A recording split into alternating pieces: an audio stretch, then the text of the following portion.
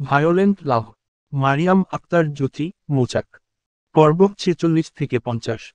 সানজিদা খান আরিশের কাছে যেতে নিলে আরিশ চেঁচিয়ে বলে উঠল, একদম আমাকে বাধা দেওয়ার চেষ্টা করবে না, আম্মু। আজ হয় আমি থাকব, আর নয়তো এই অবাধ্য নারী। বলে আবারও দরজায় লাথি মারতে মারতে বলল, শালার জিন্দেগি, একটা মেয়ে মানুষকে সামলাতে পারি না। একটা মেয়ে মানুষকে দেখলে নিজেকে কন্ট্রোল করতে পারি না। ওইটুকুখানি মেয়েটা নাকি আমাকে তার ইশারায় নাচাচ্ছে। মনে তো চায়। আরিশকে এমন আবারও ভয়ঙ্কর ভাবে রেগে যেতে দেখে জ্যোতির ভয়ে কেঁদে উঠতে ফুপিয়ে ফুপিয়ে বলল, মা তোমার ছেলেকে বলো না, আমার ভুল হয়ে গেছে। আবার ভয় লাগছে তো ওনাকে। তোর ভুলের মায়েরে বাপ, হাফ ফুট দরজা খোল। আরিশ কথাগুলো বলতে বলতে এক প্রকার দরজা ভাঙার মতো ধাক্কাতে ওকে থামানোর জন্য সাফওয়ান খান, মাহমুদ খান ওকে টেনে দরজার থেকে সরাতে আরিশ চেঁচিয়ে বলল, তোমরা আমাকে এভাবে কতক্ষণ আটকাবে? এতে কোন লাভ হবে না। আজ আমি ওকে জানে শেষ করে তবে ক্ষান্ত হব। ওর এমন ভয়ঙ্কর কথার মধ্যে জ্যোতি শাড়ির আঁচলটা খামচে ধরে ভয়াতুর কণ্ঠে আবারও বলল, ও, আমি দরজা খুলে দিচ্ছি। তাও তাও আপনি দরজা ভাঙবেন না। জ্যোতি কথাটা বলে দরজার দিক এগিয়ে আসতে সানজিদা খান পরিস্থিতি দেখে বুঝলেন, এখন জ্যোতি দরজা খুলে আরিশের সামনে আসলে এখানে তাণ্ডব হবে ভেবে ততক্ষণে ওকে নিষেধ করে বললেন, তুমি এখন দরজাটা খুলো না।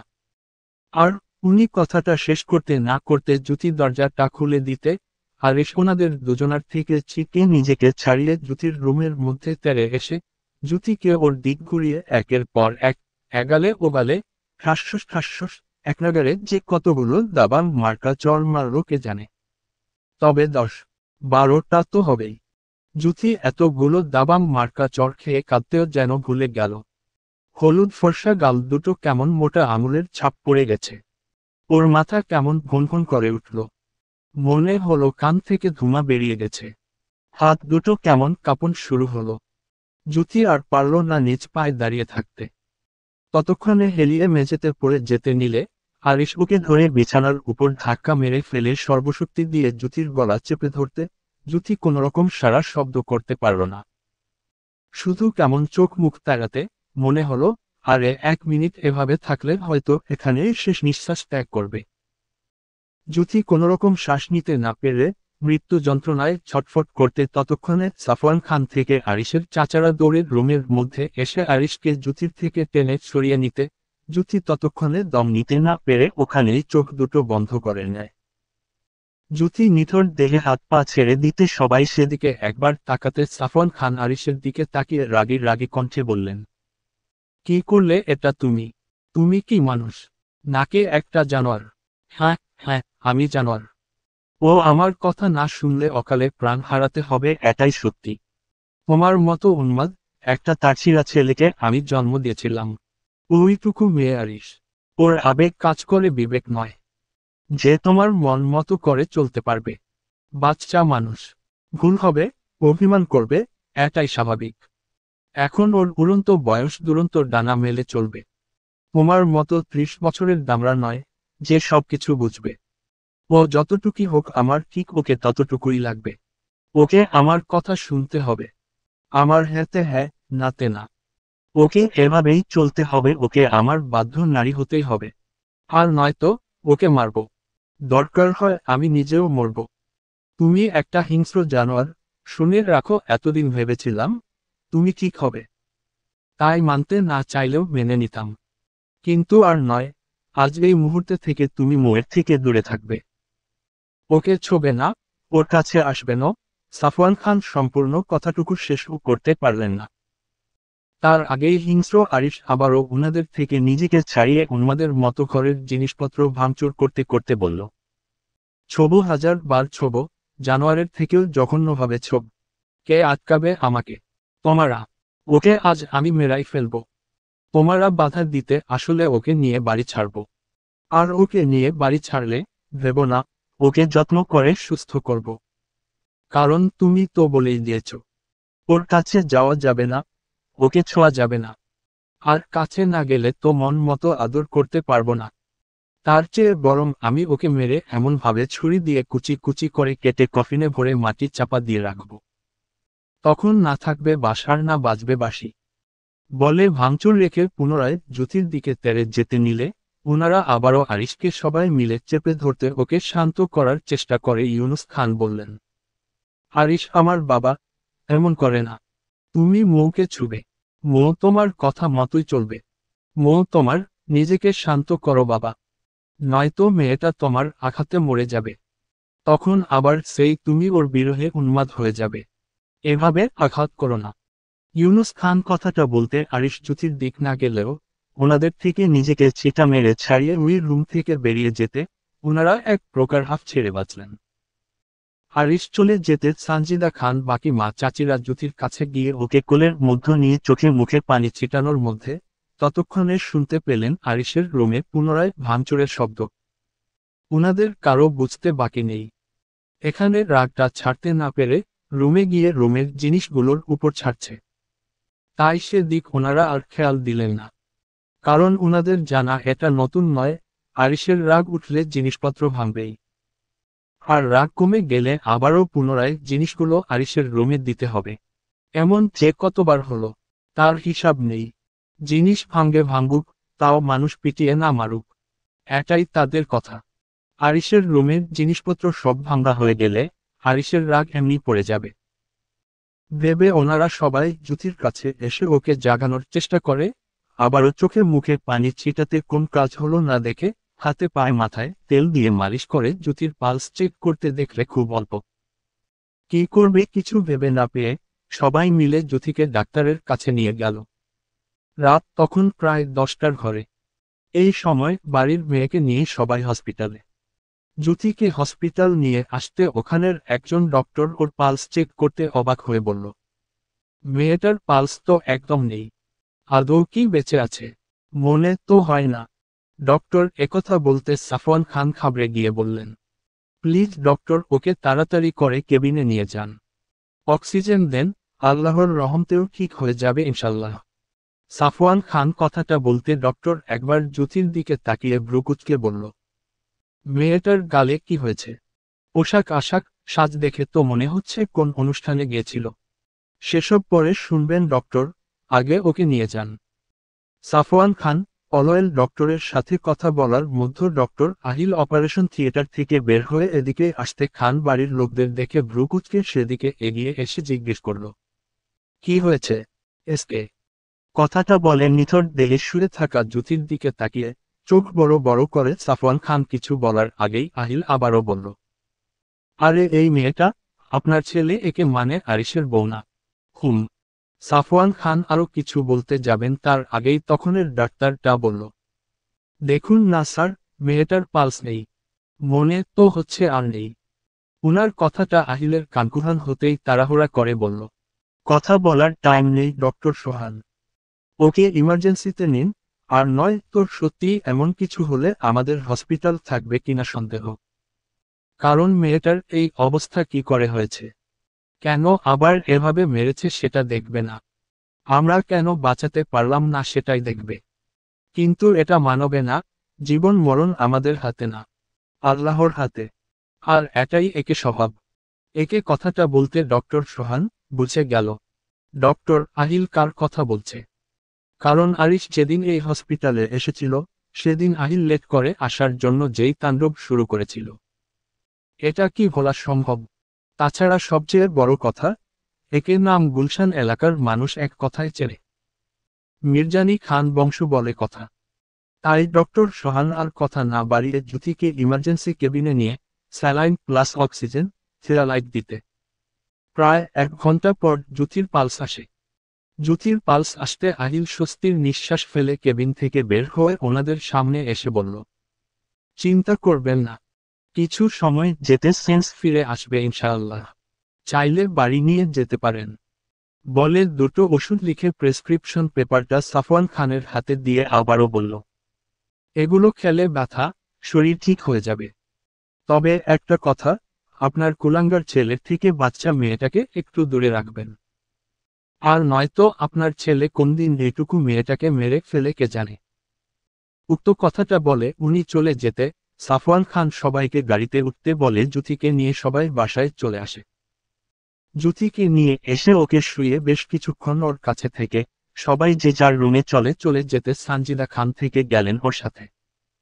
যদিও জ্যোতির মা থাকতে চেয়েছিল, কিন্তু সানজিদা খান নিষেধ করতে উনি আর কথা বাড়ালেন না, নিজের রুমে নিচে চলে গেলেন। রাত্র প্রায় 2টো, এমন সময় জ্যোতি আস্তে করে চোখ খুলে তাকাতে পানির তৃষ্ণায় কোনোরকম বল প্রয়োগ করে বিছানায় উঠে বসতে, মুখের সামনে পানির গ্লাস দেখতে পেয়ে ডানে বামে না তাকিয়ে পানির গ্লাসটা হাতে নিয়ে ডগডগ করে পানিটা সম্পূর্ণ শেষ করে যখন গ্লাসটা দিতে যাবে, তখন সামনের মানুষটাকে দেখে ভয়ে আঁতকে উঠতে হাত থেকে গ্লাসটা মেঝেতে পড়ে ভেঙে যেতে জ্যোতি সামনে আরিশের দিক তাকিয়ে ভয় পরপর ডুব গিলে কাঁপা কাঁপা কণ্ঠে বলল, বিশ্বাস করুন, কোনোদিন আপনার অবাধ্য হব না তো। ক ক কোন দিনও শাড়ি পরে সাজগোজ করে আপনাকে লোক দেখাবো না। তো তাও আমাকে মেরে ফেলবেন না। জ্যোতি আরিশের ভয়ে ফুপিয়ে উঠতে আরিশ নেশাক্ত দৃষ্টিতে সেদিকে তাকিয়ে ওর ঘাড়ে হাত রেখে একটানে ওর মুখের কাছে এনে জ্যোতির নরম কোমল কাপড় ঠোঁট দুটো নিজের হাতে নিয়ে চুষতে নিলে সানজিদা খান গ্লাস ভাঙ্গার সাথে জ্যোতির ফোপানো কান্নার শব্দ পেয়ে ঘুমের ঘোরেই ভ্রু কুঁচকে উঠে বসে ডিম লাইটটা অফ করে লাইট জ্বালাতে, ততক্ষণে আরিশ জ্যোতিকে ছেড়ে ঘুরে মেঝেতে বসে খাটের সাথে হেলান দিতে সানজিদা খান এই সময় আরিশকে রুমে দেখে পুনরায় কপাল কুঁচকে বললেন, তুমি এত রাতে এই ঘরে কি করছো? জ্যোতি নিজের পাশে সানজিদা খানের কণ্ঠ পেয়ে ততক্ষণে ওনার পিছু গিয়ে লুকাতে আরিশ সেদিকে তাকিয়ে বলল, আম্মু আমার বউ লাগবে, একদম একলা, কিছু করার ভীষণ ইচ্ছে করছে। আরিশ এমন কথা বলতে সানজিদা খান চটে গিয়ে বললেন, আমি তোমার মা হই, মায়ের সামনে একটু তো লজ্জার সম্মান নিয়ে কথা বল। উনি কথাটা শেষ করতে না করতে আরিশ দায় ছাড়া ভাব নিয়ে একইভাবে বলল, আম্মু অতি সম্মান ও লজ্জার সাথে বলছি, আমার বউকে ভীষণ আদর করার ইচ্ছে হচ্ছে, তুমি যদি আমার বউকে একলা আমার কাছে দিতে তাহলে ইচ্ছেটা সম্পূর্ণ করতাম। আরিশ এমন নির্লজ্জের মতো কথাটা বলতে সানজিদা খান আর দ্বিতীয়বার কথা বলার সাহস পেলেন না, কারণ উনি কি বলবেন উনার কুলাঙ্গার ছেলে কি বলে ওঠে তার ঠিক নেই ভেবে উনি উঠে চলে যেতে নিলে জ্যোতি ওনার আঁচল টেনে ধরে ওনার পিছনে লুকাতে লুকাতে ভয়ে সিটিয়ে গিয়ে বলল, মা তুমি যেও না, তোমার ছেলেকে ভীষণ ভয় লাগছে তো আমার। জ্যোতি সানজিদা খানের আঁচল টেনে ধরতে উনি আরিশের দিক তাকিয়ে বললেন, ও তোমার কাছে থাকতে চাইছে না, ভয় পাচ্ছে। ওর ভয়টা কাটুক তারপর না হয়। সম্ভব না, ওকে আমার এক্ষুনি লাগবে। আরিশ কথাটা বলতে উনি জ্যোতির থেকে আঁচলটা ছাড়াতে চাইলে জ্যোতি ওনার আঁচলটা দুহাতে শক্ত করে চেপে ধরে বলল, না মা যেও না, আমাকে উনার কাছে রেখে যেও না। জ্যোতি সানজিদা খানের আঁচল ছাড়ছে না দেখে আরিশ এবার উঠে জ্যোতির পিছন থেকে দুহাতে ওর কোমর চেপে সানজিদা খানকে বলল, তুমি যাও।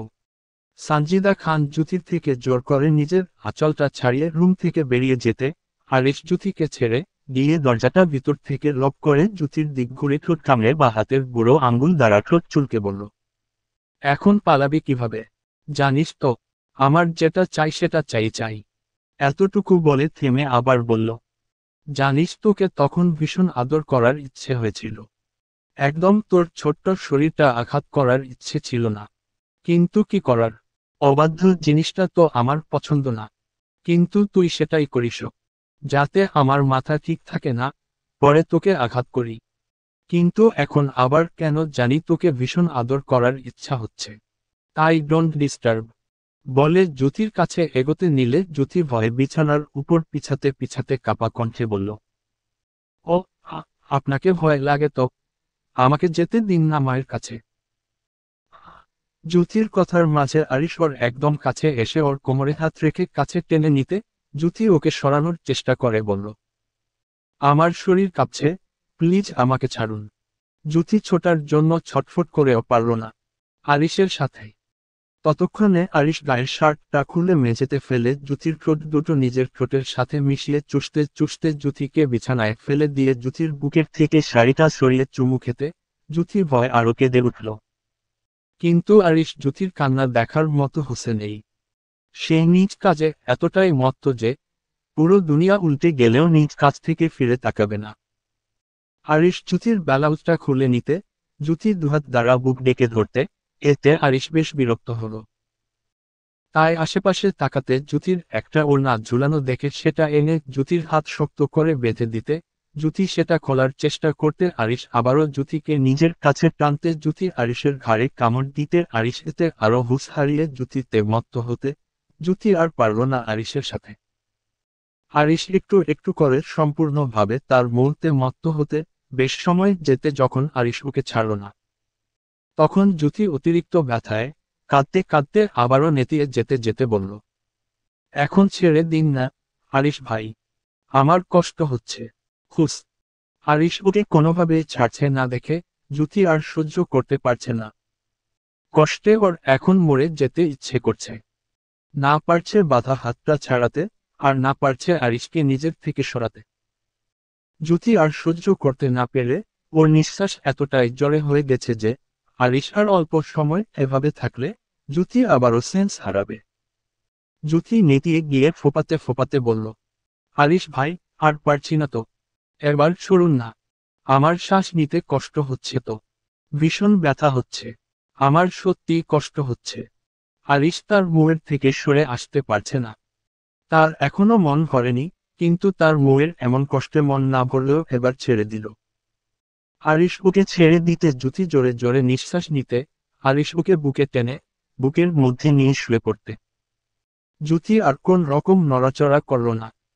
হয়তো এতটাই সে আরিশের অত্যাচারে ক্লান্ত হয়েছে যে তার রেস ধরে আরিশের বুকে ঘুমিয়ে গেছে। জ্যোতি আরিশের বুকে ঘুমিয়ে যেতে আরিশ বিরক্তিতে পরপর নিঃশ্বাস ছেড়ে বলল, ছাহ কি একটা বালের বাসর করলাম আমি, বউ ধরা ছোঁয়ার আগেই বলে ছাড়ুন। এখন একটু আদর করতে গেলেই বউ বেহুশ হয়ে পড়ে। নেক্সট বউকে আদর করতে গেলে আগে কলিকাতার হারবাল খাওয়াতে হবে, যেন বউ আদর করার আগে বেহুশ না হয়ে পড়ে। মাঝরাতে আরিশের এলোপাথালি অত্যাচারের পর মাত্রই জ্যোতির সেন্স এসেছে। জ্যোতির সেন্স আসতে শরীরে নিজের থেকেও ভারী কিছু অনুভব করতে বুঝতে পারল। তার রাগে আরিশ ভাইটা তাকে এভাবে নিজের সাথে আষ্টে পিষ্টে জড়িয়ে ঘুমিয়ে আছে। আরিশ জ্যোতিকে নিজের সাথে এমনভাবে জড়িয়ে রেখেছে যে জ্যোতির শ্বাস নিতেও কষ্ট হচ্ছে। আরে বাবা, জড়িয়ে ধরবি ধর, তাই বলে এভাবে যে আমি একটু শ্বাস পর্যন্ত করতে পারবো না। কথাটা ভেবে জ্যোতি আরিশের হাত পা গুলো নিজের থেকে সরানোর চেষ্টা করতে, ততক্ষণে আরিশ সেটা টের পেয়ে উঠে বসে জ্যোতির দিকে তাকিয়ে বলল, আমার মোয়ের সেন্স ফিরেছে। আরিশের খুশি হওয়া মুখটা দেখে জ্যোতির মুখের উপরে উড়ে আসা চুলগুলো বা হাত ধরা সরিয়ে উঠে বসতে। আরিশ ওকে টেনে ওর গালে কানে চুলে চুমু খেতে জ্যোতি ওকে নিজের থেকে সরাতে চেয়ে বলল, আমার পুরো শরীর ব্যথা, আপনার সামান্য চুমুতেও আমি ব্যথা পাচ্ছি। লাভ ইউ মৌ। কানের কাছে ঝুঁকে আরিশ কথাটা বলতে জ্যোতি চুপ হয়ে অন্যদিক তাকাতে আরিশ আবারও ওর দিক তাকিয়ে বলল, আমার ছোঁয়া পেয়ে তুই এত সুন্দর হবি জানলে আরো আগে ছুঁয়ে দিতাম, বলে জ্যোতির গলায় মুখ ডুবাতে। জ্যোতি আরিশের লক্ষণ ভালো না দেখে আরিশকে ছাড়াতে চেয়ে বলল, আরিশ ভাই, আপনি নিজের মধ্যে নেই, মরে যাব আমি। খুশস। প্লিজ না, আপনি আমাকে অনেক ব্যথা দেন। আমি আরিশ খান যেখানে হাত দেয় সেখানে ক্ষত করে ছাড়ে, যেটা তার সেটাকে যত্ন করতে জানে, আর যেটা তার নয় সেখানে কান্না করার সুযোগটুকু রাখে না। আর যেখানে তুই সম্পূর্ণটাই আমার, সেখানে তুই আমার ছোঁয়ায় কাঁদবি না, যন্ত্রণা পাবি না। আমি তোকে ছুঁয়েছি তার ক্ষত তোর শরীরে থাকবে না, এটা তো হতেই পারে না। আমি তোকে ছোব ব্যথা দিব, তুই সেই ব্যথায় কাঁদবি, তাও আমার দেওয়া ব্যথায় আমাকে জড়িয়ে। আর নয়, তুই অন্যথায় কাঁদতেও পারবি না, বলে আরিশ জ্যোতির ঠোঁট দুটো নিজের সাথে মিশিয়ে নিতে জ্যোতি ফুপিয়ে উঠতে আরিশ ওর ঠোঁট দুটো ছেড়ে কানের কাছে ঝুঁকে ফিসফিসিয়ে বলল, I really love you so much, let me give you a little affection please. Arish কথাটা বলতে জ্যোতি ওকে জোরে ধাক্কা দিয়ে বলল, ছাড় আমাকে। কি বললি আবার বল। জ্যোতিকে চুপ থাকতে দেখে আরিশ আবারও বলল, I will adore you now, and you will endure it, that's final. আরিশের মুখে এমন একটা কথা শুনে জ্যোতি চোখ দুটো ছোট করে ফুপিয়ে বলল, আমার কথাটা তো শুনুন, আমি মরে যাব। খুশস মৌ। বলতে বলতে আবারও জ্যোতিকে নিজের সাথে মিশিয়ে নিতে নিতে বলল, আমি ডার্ক রোমান্স পছন্দ করি। আমার সাথে থাকলে অভ্যাস হয়ে যাবে। আরিশ এবারও জ্যোতিকে বুঝল না বলে জ্যোতির ছোট্ট অষ্টাদশী মনটা কষ্টে জর্জরিত হল। কিন্তু তবুও তা আরিশকে মুখ ফুটে বলতে পারল না। আরিশ মন মতো তার মুখে এলোপাথালি আদর করে। ছেড়ে দিতে জ্যোতি কোনোরকম বিছানা থেকে টেনেটুনে নিজেকে তুলে শরীরের চাদরটা পেঁচিয়ে ওয়াশরুমের দিকে যেতে আরিশ সেদিকে তাকিয়ে তৃপ্তির হাসি হেসে বলল, I really really really love you, I love you deeply. Jyoti আরিশের কথায় কোনোরকম সাড়া শব্দ না করে আগের মতো ওয়াশরুমে ঢুকতে আরিশ ঠোঁট কামড়ে হেসে বলল, একা একা গোসলে যাচ্ছিস? আমাকে নিবি না? দাঁড়া, আমিও আসছি। বলে শোয়া থেকে বিছানার উপর উঠে বসতে জ্যোতি ওয়াশরুমের দরজাটা মুখের উপর ঠাস করে লাগাতে লাগাতে বলল, না। জ্যোতিকে এভাবে দরজা লাগিয়ে দিতে দেখে আরিশ এবার একটু শব্দ করেই হেসে উঠে বলল, শাড়ি পরে পুতুল সেজে শরীর দেখিয়ে আমাকে শিক্ষা দিতে আসলে। পরের বার এর থেকেও বেশি কষ্ট দিব। সারাবেলা পার হয়ে বিকালের শেষ প্রান্ত, গোধূলির পরন্ত সময়। আরিশ আয়ান রাজনীতিক কাজে ব্যস্ত। আজ দুপুরের খাবারটাও দুভাইয়ের পেটে জুটেনি। পলিটিক্স কাজ আরিশের পছন্দ। ক্ষমতা ক্ষমতা খেলা বরাবরই তার একটা পেশা। তবে সময়ের সাথে যেন রাজনৈতিক কাজ কমবে বেড়েই চলেছে। রাত করে ছাড়া এখন বাড়ি ফেরা হয় না। এর মধ্যে আবার সামনে আয়ানের অনার্স ফাইনাল ইয়ার পরীক্ষা, যার জন্য আয়ানকে এখন সব সময় আরিশের পাশে পাওয়া যায় না। এই যেমন দুদিন যাবৎ আয়ান পরীক্ষার প্যারায় আরিশের সাথে থাকতে পারেনি। সে দুদিনের কাজ, গতকাল আর আজ সমানে তরে যাচ্ছে ওরা। সারাদিনের এত এত ব্যস্ততার মাঝে আরিশ একবারের জন্য তার বউয়ের খবরটা নিতে পারেনি দেখে তাড়াতাড়ি কাজ সেরে ক্লান্তির নিঃশ্বাস ফেলে পকেট থেকে ফোনটা বের করে বাড়িতে কল দিতে সানজিদা খান কলটা রিসিভ করতে আরিশ বলল, আমার বউকে ডেকে ফোনটা দাও। আরিশ কল দিতে উনি জ্যোতিকে ডাকতে জ্যোতি উপরে নিজের রুমে বসেই চেঁচিয়ে বলল, মা ভালো লাগছে না, পেটে ব্যথা হচ্ছে, সিঁড়ি দিয়ে নামতে ইচ্ছে করছে না। সানজিদা খান জ্যোতির কথায় আরিশকে বললেন, বউয়ের শরীর ভালো না, তুমি বরং বাসায় এসে কথা বল। হুম, তুমি আসবে কখন? এক্ষুনি আসছি আমি। তুমি যখন আসছই তাহলে ফোন করার কি প্রয়োজন ছিল? সে তুমি বুঝবে না আমু। আরিশ কথাটা বলতে সানজিদা খান নিশ্চুপ হয়ে যেতে আরিশ ফোনটা রেখে আয়ানকে বলল, আয়ান। হুম ভাই, আমি বাড়ি যাব, আমার বউয়ের কাছে। আচ্ছা যাও, আমি এদিকটা দেখছি। শেষ হয়ে গেলে চলে আসব। আচ্ছা, তাড়াতাড়ি আসিস। হুম। ফোকফকের রাতের আকাশের তারাগুলো দেখতেও যেন একটা অদ্ভুত ভালোলাগা কাজ করে। কেমন গা ঠান্ডা হওয়া অস্থির বাতাস অশান্ত মনটাকেও শান্ত করে দিতে পারে। তবে আজ যেন ফারির মনটা কিছুতেই ভালো হচ্ছে না। যে ফারি ছাদে এসে আকাশের তারা শরীরে ঠান্ডা প্রকৃতির বাতাস লাগা মাত্র সব মন খারাপ ভালো হয়ে যেত। আজ তার কিছুই হচ্ছে না। ফারি ছাদের রেলিং ধরে দূর আকাশের দিকে তাকিয়ে থাকতে মনে হলো কেউ তার পিছনে এসে দাঁড়িয়েছে। ফারির এমনটা মনে হতে তপ্ত নিঃশ্বাস ফেলে পাশে তাকাতে লুসিয়ানকে লেখা মাত্র ওকে ঝাপটে জড়িয়ে ধরে ফুপিয়ে কেঁদে উঠে বলল, আমাদের জীবনের পূর্ণতা পেলে খুব বেশি কি ক্ষতি হয়ে যেত বলুন না? আপনার আমার পরিচয় তো বেশি দিনের নয়। তাহলে কেন কেন আমি আপনার প্রতি এতটা দুর্বল হলাম? আপনাকে হারিয়ে ফেলবো এই জন্য? যদি হারানোরই হয় তাহলে মায়া কেন জন্মালো? বলুন, বলুন না। ফারির কান্নাটা হয়তো লুসিয়ান বুঝল, তাই বাঁকা হেসে ফারির মাথায় হাত বুলিয়ে ইংলিশ বাক্যে বলল, কেউ কাউকে হারাবো না, ওয়েট অ্যান্ড সি। লুসিয়ান এর এমন কথার মানে বুঝদার ফারি কিছুই বুঝল না। তবে হারাবো না শুনে লুসিয়ানের বুক থেকে মাথা তুলে বলল, আম্মু কোনোদিনও মানবে না। তাছাড়া আপনাদের তো কালকে ফ্লাইট। আপনি তো চলে যাবেন। কিভাবে কথা বলবো আপনার সাথে? আম্মু তো আমার ফোনটাও নিয়ে গেছে। কথা বলার প্রয়োজন নেই। মানে? কিছু না। আপনি কিছু একটা বলতে চাইছিলেন। প্লিজ লুকাবেন না, বলেন না। পূর্ণতা না পেলে তো কিছু করার নেই। ভাবলেশহীনভাবে কি হব ছল ছল নয়নে। দেখো, সব কিছুর পূর্ণতা পেতে হবে এমন তো কারণ নেই। থাক না কিছু অপূর্ণতা। ভুলে যাও আগের সব কিছু। আমি তো চলে যাব। মনে করবে আমি এক মরীচিকা ছিলাম। রশিয়ান হালকা চেঁচিয়ে হ্যাঁ, আমি এটা বলতেই ছাদে এসেছিলাম। তাহলে এতদিন? বললাম তো মনে করবে মরীচিকা। লুশিয়ানের মুখে প্রতারণার কথা শুনে ফারি লুশিয়ানের থেকে নিজেকে ছাড়িয়ে পিছাতে পিছাতে অবিশ্বাস্য কণ্ঠে চিৎকার করে বলল, কেন করলেন প্রতারণা? আমার ফরেন ছেলেদের প্রতি দুর্বলতা ছিল এর জন্য। এটারই সুযোগ নিলেন তাই না? হ্যাঁ, নিয়েছি তো। দায়ছাড়া ভাব নিয়ে। ফারি লুশিয়ানের থেকে পরপর প্রতারণার আঘাত পেয়ে ওর হাত পা কাঁপে। চোখ থেকে অজস্র অশ্রু গড়িয়ে পড়তে শুরু করল। ততক্ষণে ফারির রাগে লুশিয়ানের কলার চেপে কাঁপা কণ্ঠে বলল, ভালোবেসেছিলাম। ও, অন্যায় তো করিনি। কেন করলেন এটা আমার সাথে? আমার ভালোবাসা তো ভুল ছিল না। আমি এমনই। তো তাহলে এতদিন আপনি আমার কাছে আসা, আপনার ছোঁয়া, সবকিছু মিথ্যা ছিল। লুশিয়ান কথাটা বলতে ফারি ঠাস করে লুশিয়ানের দুই গালে থাপ্পড় মেরে বলল, একটা মেয়ের জীবন নিয়ে ছিনিমিনি খেলতে লজ্জা করল না? না। কি করে বলছেন এগুলো? আপনি চলে যাবেন বলে মনকে কোনোরকম মানাতে পারছিলাম না। বাড়ির কাউকে বোঝাতেও পারছিলাম না আমি আপনাকে ভালোবাসি। আর না পারলাম নিজের মনকে বোঝাতে। কথা পেঁচাও কেন তুমি? বললাম তো ভুলে যাও সবকিছু। সবকিছু এত সহজ, চাইলেই সহজ। আপনি আমার সাথে প্রতারণা করে এড়িয়ে যাবেন ভাবছেন। সেটা পারবেন না। কি করবে তুমি? বাজে লোক, আমি আপনাকে ছাড়ব না। কিছুই করতে পারবে না। পারবো না। না।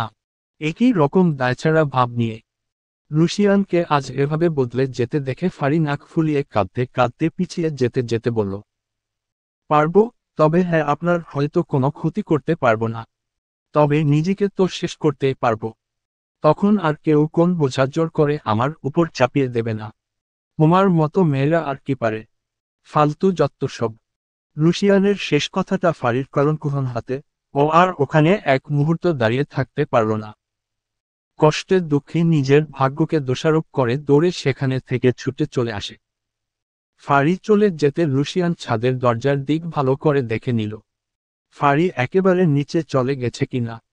লুশিয়ান ফারিকে দেখতে না পেয়ে ফারির দেওয়া গালের থাপ্পড়গুলোর জায়গায় হাত রেখে বলল, বাবা, what's the fuss about a Bengali girl? Did he slap her 2 times? Luckily, কারণ she used to peoples hands she didn't feel much pain. Otherwise my white cheeks would have turned to red. অর্থ, বাবা বাঙালি মেয়ের কিছাছ 2 থাপ্পড় মেরে দিল। ভাগ্যিস মেয়ে মানুষের হাত বলে বেশি ব্যথা পায়নি। নয়তো আমার সাদা গাল দুটো লাল হয়ে যেত। বলে সেভাবেই গালে হাত রেখে ছাদ থেকে সিঁড়ি বেয়ে নিচে চলে আসে। আরিশ তখন চলে আসতে আয়ান মোটামুটি কাজ গুছিয়ে বাইক স্টার্ট দিয়ে আগে এলো তানিশারদের বাসার সামনে। আয়ান প্রায় 25 মিনিট বাইক রাইড করে তানিশার বাসার নিচে আসতে পকেট থেকে ফোন বের করে মনু নামে সেভ করা তানিশের নাম্বারে কল দিতে আজ প্রথমবারই কল রিসিভ হতে আয়ান বলল, শত চাপ ক্লান্তির মাঝে আমার জান কল রিসিভ করলে আমার সব ক্লান্তি দূর হয়ে যায়। আয়ানের মুখে এমন আদরে কণ্ঠে জান শব্দটা শুনে ফোনের অপর পাশে তানিশার অদ্ভুত একটা ভালো লাগা কাজ করল। তবে কিছু বলল না। চুপচাপ ফোনের অপর পাশে তানিশাকে লজ্জা পেতে দেখে আয়ান আবারও বলল, নিচে অপেক্ষা করছি, তাড়াতাড়ি আসো। আয়ান কথাটা বলে ফোন কেটে দিতে তানিশা নাক কান দিয়ে গরম নিঃশ্বাস ছেড়ে হাতের ফোনটা বিছানার উপর রেখে মাথায় সুন্দর করে কাপড় দিয়ে নিচে এসে ফ্রিজ থেকে ঠান্ডা পানি বের করে লেবু কেটে শরবত বানিয়ে সেটা হাতে করে আয়ানের সাথে দেখা করতে রাস্তায় এসে দাঁড়াতে আয়ান সেদিন তাকাতে তানিশা মাথাটা নিচে করে আয়নের দিক বাড়িয়ে দিতে বলল, নিন আপনার শরবত। আমার হুম, বাব্বা, ভাবা যায়। আমার তানুর রানী আমার জন্য শরবত করে নিয়ে এসেছে। হুম, আপনি কষ্ট করে এলেন তো, তাই ভাবলাম বাসায় তো আর ঢুকবেন না, এখানেই নিয়ে আসি। আয়ান আর এ নিয়ে কথা বাড়ালো না। তবে প্রেয়সী নিজ হাতে শরবত নিয়ে এসেছে, এটাই তার শান্তি ভেবে ডক ডক করে সম্পূর্ণ গ্লাস খালি করে গ্লাসটা এক পাশে রেখে পকেট থেকে কতগুলো কিটক্যাট চকলেট বের করে তানিশার দিকে দিতে তানিশা আচকন বাধা ছাড়াই সেটা নিতে আয়ান হুট করেই হঠাৎ তানিশার হাত ধরে ঘুরিয়ে পিছনভাবে জড়িয়ে তানিশার ঘাড়ে মুখ ঠেকিয়ে বলল। আয়ান আর এ নিয়ে কথা বাড়ালো না। তবে প্রেয়সী নিজ হাতে শরবত নিয়ে এসেছে, এটাই তার শান্তি ভেবে ডক ডক করে সম্পূর্ণ গ্লাস খালি করে গ্লাসটা এক পাশে রেখে পকেট থেকে কতগুলো কিটক্যাট চকলেট বের করে তানিশার দিকে দিতে। তানিশা আচকন বাধা ছাড়াই সেটা নিতে আয়ান হুট করেই হঠাৎ তানিশার হাত ধরে ঘুরিয়ে পিছনভাবে জড়িয়ে তানিশার ঘাড়ে মুখ ঠেকিয়ে বলল, তানুরানীর ব্যবহার কেমন চেঞ্জ চেঞ্জ লাগছে। সে কি তাহলে অবশেষে আমার প্রেমে পড়েই গেল? আয়ান এমন কথা বলতে তানিশা আয়ানকে নিজের থেকে ছাড়িয়ে আয়ানের দিক ঘুরে বলল, উহুম, একদম আপনার প্রেমে পড়িনি। শুধু মানবতা দেখিয়েছি। ও তাই? হুম। সত্যি? হুম। আসলেই? হুমম। ভেবে বলছো? হুমম। সত্যি তো। তানিশা বুঝলো ওর বারবার হুম বলায় আয়ান সেটা নিয়ে ঘুরিয়ে ফিরিয়ে ওর সাথে মজা নিচ্ছে। তাই মুখ ফুলিয়ে বলল, আপনি একটা জাতা। বলে চলে আসতে নিলে আয়ান ওর হাতটা ধরে ফেলতে তানিশা ওভাবে আয়ানের দিক মুখ ফেরাতে ভ্রু কুঁচকে জিজ্ঞেস করল, কি বিয়ে করবে আমায়? জানি না। চলো ওই বেঞ্চটাই বসি। বেঞ্চের দিকে ইশারা করে। আয়ান কথাটা বলতে তানিশা বেঞ্চের দিক তাকাতে আয়ান তানিশার নরম তুলতুলে হাতটা নিজের শক্তপোক্ত হাতের মধ্যে নিয়ে সেদিকে হাঁটতে হাঁটতে বলল, জানো তোমার হাত ধরে নির্জন রাস্তায় হাঁটার কত শখ আমার। রাতে ঘুমানোর আগে রুমের বারান্দায় বসে তোমার ঘাড়ে মাথা রেখে গল্প করার কত শখ। তোমায় বিয়ের সাজে দেখার কত শখ। তোমাকে নিজের হাতে খাইয়ে দেওয়ার যত্ন করার কত শখ। বাসর রাতে আমার এলোপাথালি আদরের পর যখন তুমি লাল শাড়ি মাথায় সাদা তোয়ালে পেয়েছি আমার সামনে আসবে সেটা দেখার কত শখ। আয়ান ওর ইমোশনাল কথাগুলো বলার মধ্যে তানিশা ফোন কেটে বলল, না মাত্রই জানলাম। তানিশার সামান্য কথাটুকু আয়ানের রোমান্টিক মুডটাই নষ্ট হয়ে গেল দেখে আয়ান বিরক্ত হয়ে নিঃশ্বাস ফেলে বলল, কলা গাছ মানে? কষ? বুঝলাম না। বলছি কলা গাছ অনেক কষ। বলে ফিসফিসিয়ে আওড়ালো, আনরোমান্টিক মেয়ে একটা। তানিশা আয়ানের কথার মানে বুঝতে না পেরে ড্যাব ড্যাব করে আয়ানের দিক তাকিয়ে থাকতে আয়ান তানিশার এমন চাউনির মানে বুঝতে পেরে ওর ডান হাত দ্বারা তানিশার ঠোঁটের দুই পাশ আলতোভাবে ধরে বলল, আপনাকে আর বুঝতে হবে না। এখানে বসুন। তানিশা আয়ানের কথা মত বেঞ্চে বসতে আয়ান ওর সামনে হাঁটু গিরে বসে শূন্য হাতে তানিশার দিক ভারিয়ে বলল, ভীষণ ভালোবাসি আপনাকে তানুরানী। আপনি কি হবেন আমার? সারা জীবনের সুখ দুঃখের সাথী করতে চাই। থাকবেন আমার সাথে। আয়ানের কথার তানিশা চুপচাপ মাথাটা নিচে করে রাখতে আয়ান আবার বলল, বিয়ে করবেন আমায়? জানি না। তানিশা পুনরায় একই কথা বলতে আয়ান নিঃশ্বাস ফেলে বলল, অন্য কাউকে বিয়ে করবে। তানিশা কিছু না বলে চুপচাপ বসে থাকতে আয়ান এবার বিরক্ত হয়ে ওর দু বাহুতে হাত রেখে বলল, শোনো মেয়ে, বিয়ে তোমাকে আমাকেই করতে হবে। সে তুমি যখন কর। যদি না করি? করবে করবে। Over confidence. না। তাহলে? তোমাকে সব সময়ের জন্য সময় দিয়েছি। তবে আমি ব্যতীত অন্য কারো চিন্তা মাথায় আনবে এজন্য নয়। আজ হোক কাল হোক তুমি খান বংশের ছোট ছেলে আজমান খান আয়ানের অর্ধাঙ্গিনী হবে। বাধ্য করবেন? না। তুমি নিজ ইচ্ছায় আমাকে ভালোবেসে বিয়ে করবে। বলে উঠে চলে আসতে নিলে তানিশা আয়ানের হাত ধরে বলল, এখনই চলে যাবেন? থেকে কি হবে? সরি। বলে তানিশা আয়ানের হাতটা ছেড়ে দিতে আয়ান আর এক মুহূর্তের জন্য ওখানে দাঁড়ালো না। বাইক স্টার্ট দিয়ে চলে এলো। কারণ সে চায় না তানিশাকে কোন বিষয়ে জোর করুক।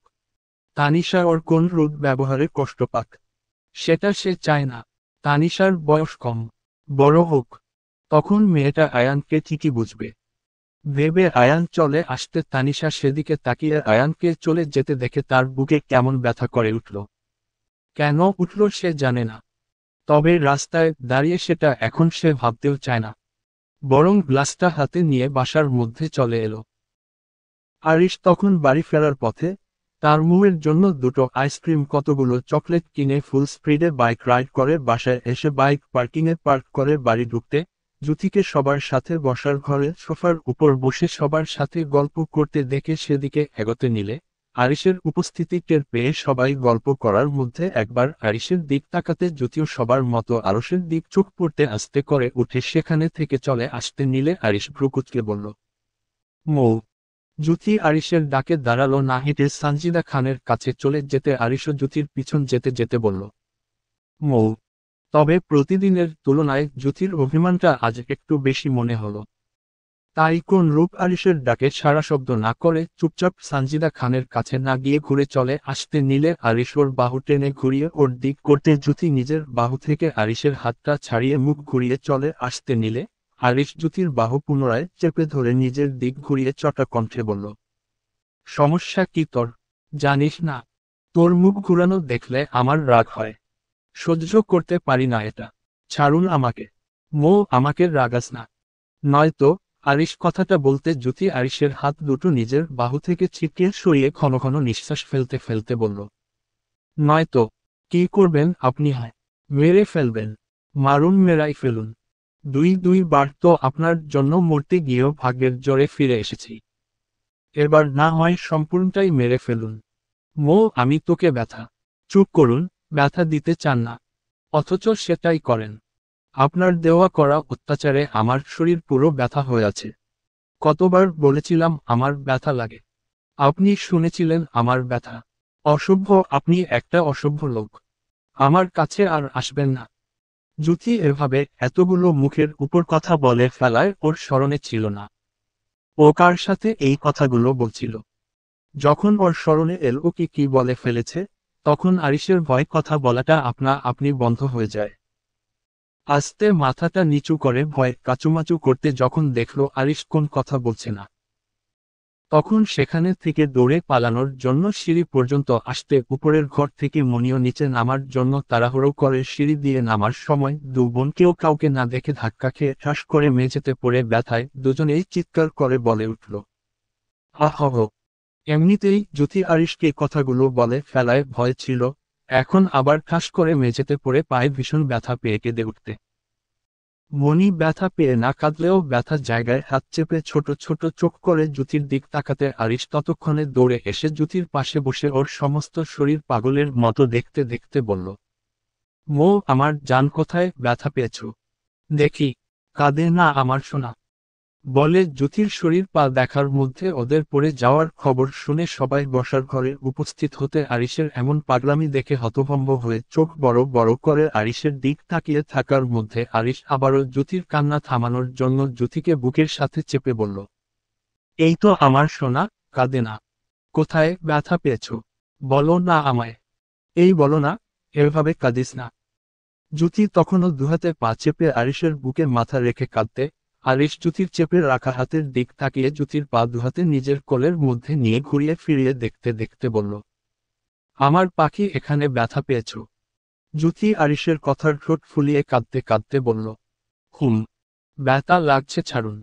আমি একটু দেখি, এক্ষুনি ভালো হয়ে যাবে। না, আপনি ব্যথা দিবেন। আমি আপনাকে দেখাবো না।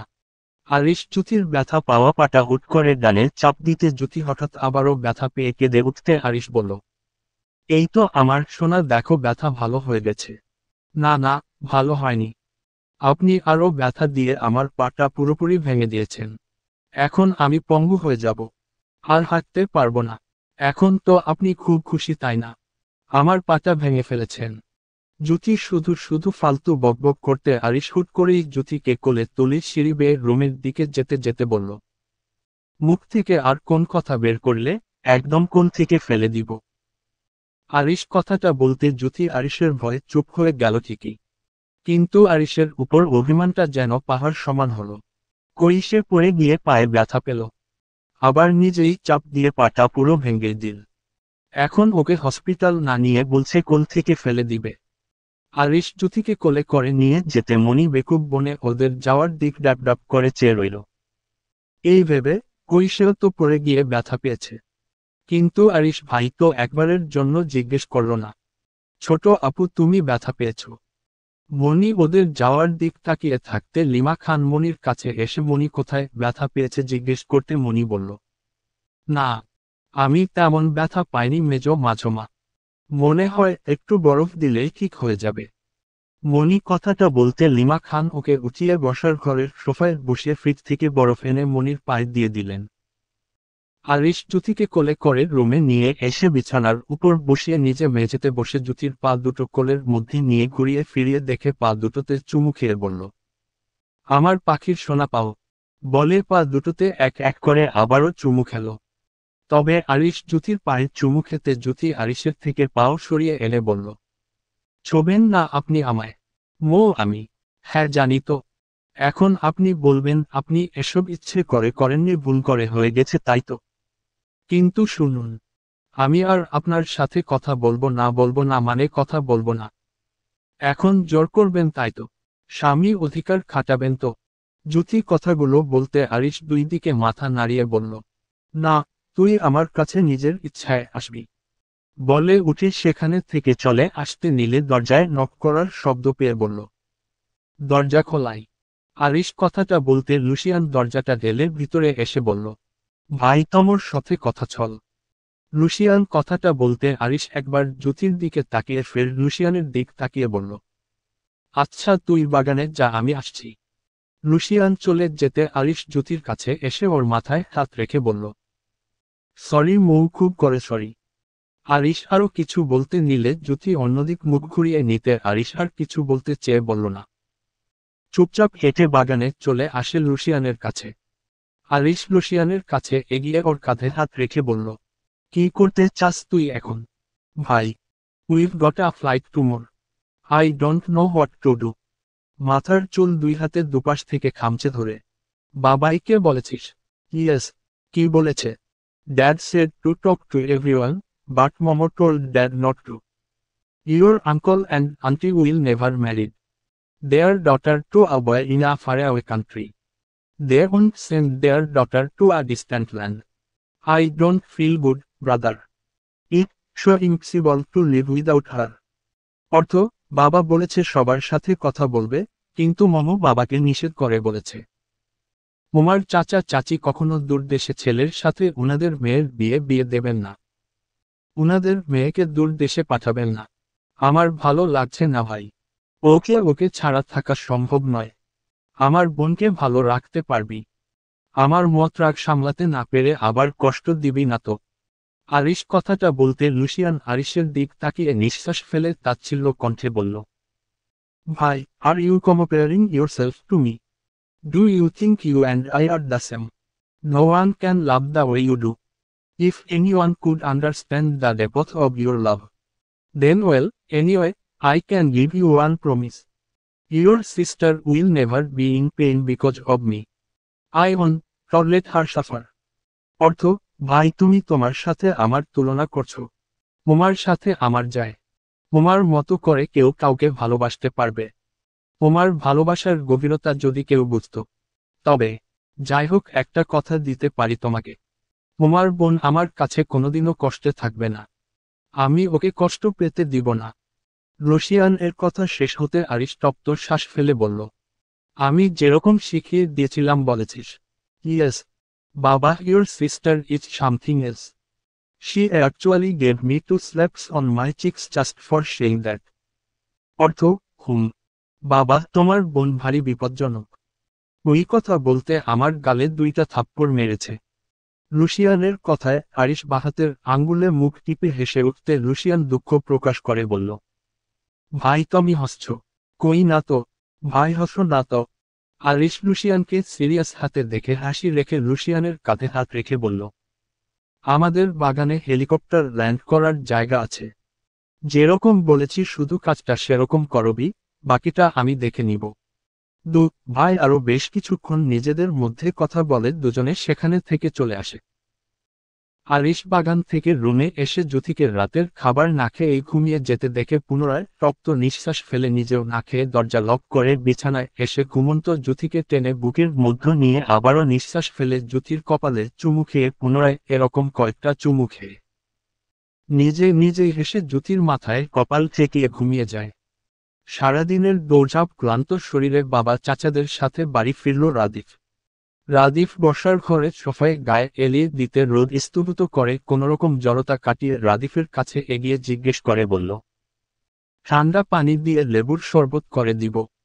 রাদিফ রোদের আলতো কথায় চোখের উপর দিয়ে রাখা হাতটা সরিয়ে রোদের দিক তাকিয়ে বলল, দে। রোদ রাদিফের থেকে সম্মতি পেয়ে রান্নাঘরে গিয়ে সুন্দর করে ঠান্ডা পানির লেবুর শরবত বানিয়ে রাদিফের হাতে এনে দিতে রাদিফ সেটা খেয়ে বড় করে একটা নিঃশ্বাস ফেলতে পাশ থেকে মাহমুদ খান বলে উঠলেন, রোদ আম্মা, আমার ছেলে আপনার সম্পর্কে স্বামী বলে আপনি শুধু তাকে শরবত বানিয়ে দিলেন। আমিও তো আপনার সম্পর্কে শ্বশুর হই, আমাকেও তো একটু দিতে পারতেন। মাহমুদ খান কথাটা বলতে রোদ কেসে উঠে বিষম খেতে। পিছন থেকে লিনা খান 3 গ্লাস ঠান্ডা লেবুর শরবত এনে বাকি তিনজনের হাতে দিতে বললেন। তুমিও পারো। রোদ কতটুকু মেয়ে বলতো, এই বয়সে কি সংসার সামলানো বোঝে। তাছাড়া আমরা তো আছি। বলে উনি রান্নাঘরে চলে যান, বড়জা ছোট জায়দের সাথে রাতের খাবারের সাজাতে। উনারা সব খাবার টেবিলে রেডি করে সবাইকে ডাকতে সাফওয়ান খান থেকে সবাই যে যার মতো ফ্রেশ হয়ে এসে খাবার খেতে বসতে সানজিদা খান আরিশ জ্যোতিকে দেখতে না পেয়ে বললেন, আরিশ মৌকে ডাকনি, ওরা খাবে না। উনার কথায় রোদ নরম কণ্ঠে বলল, না বড় মা, আরিশ ভাই কিছুক্ষণ আগেই আমি নিজে আসার সময় বলেছে। জ্যোতি ঘুমিয়ে গেছে, সেও খাবে না। খাবে না? এত বড় রাত না খেয়ে থাকবে দুজন। উনার কথায় সাফওয়ান খান বললেন, তুমি খাও, ওরা খিদে পেলে এসে খেয়ে নিবে। সাফওয়ান খান কথাটা বলতে সানজিদা খান সবাইকে খাইয়ে পরে নিজেরা খেতে বসতে ফারিকে দেখতে না পেয়ে উনি পুনরায় জিজ্ঞেস করলেন, ফারি কই? ও খাবে না? সানজিদা খানের কথায় মোমেনা খান চারপাশ দেখে বললেন, হ্যাঁ তাই তো, মেয়েটাকে তো সন্ধ্যার পর থেকে নিচে দেখলাম না। শরীর ঠিক আছে তো? ওর কথা বাদ দাও। মেহজাবিন খান, এটা কেমন কথা? হ্যাঁ বড় ভাবি, ওকে এখানে আসতে হবে না, আমি খেয়ে ওর রুমে খাবার দিয়ে আসব। মেহজাবিন খান কথাটা বলতে কেউ কিছু বুঝতে না পারলেও ইন্দ্রিয়া তত্ত্বায়নীন ঠিকই বুঝলেন। উনি কেন ফারিকে টেবিলে খাবার খেতে ডাকছেন না। উনারা খাবার খাওয়া শেষ করে সবকিছু গুছিয়ে রেখে বসার ঘরে এসে জিরানোর জন্য সোফায় বসতে ইন্দ্রিয়া তত্ত্বায়নীন মেহজাবিন খানের উদ্দেশ্য বললেন, মেহজাবিন আপু, আপনার সাথে কিছু কথা ছিল। উনি কথাটা বলতে মেহজাবিন খান হাসি দিলেন, উনার মনে যেটাই থাকুক। ইন্দ্রিয়া তত্ত্বায়নীন এখন খান বাড়ির গেস্ট। সে সাপেক্ষে উনি নতুন কোন সম্পর্ক হয়তো উনাদের সাথে করবে না। তাই বলে গেস্টের সাথে খারাপ ব্যবহার উনি সেটা কখনোই করবে না।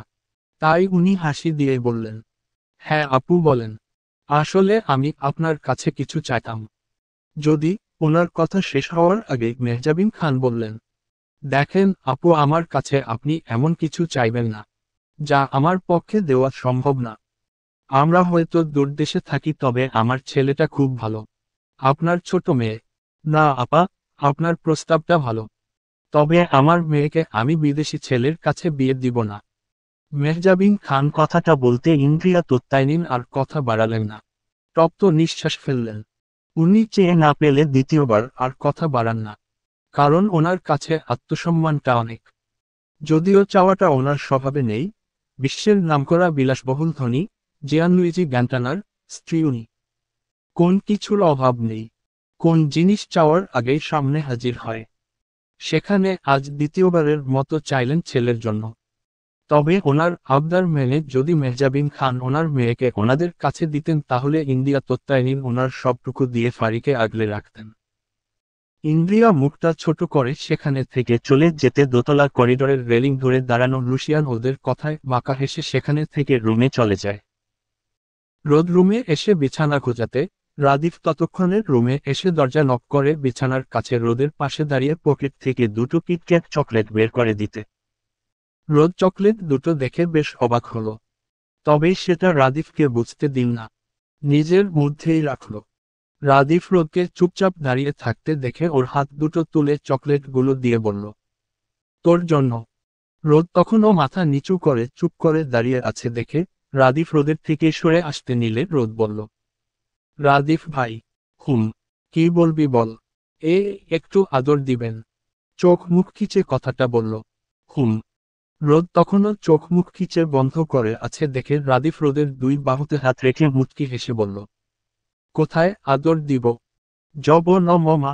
রোদকে তোতলাতে দেখে রাদিফ রোদের কপালে আলতো চুমু দিয়ে বলল, রোদ আমি জানি না তোকে কোনোদিনও ভালোবাসবো কিনা, তবে আমি চাইব তোকে ভালোবাসতে, তোকে বউয়ের প্রাপ্তটুকু দেওয়ার। নির্দ্বিধায় কিছুর ইচ্ছে হলে অবশ্যই আমাকে বলবি। আমি আদ। ঠিক আছে, ভীষণ আদর দিব। লাইট লিভিয়ে আয়। রোদ আর দাঁড়িয়ে রাদিফের কথা সহ্য করতে পারল না।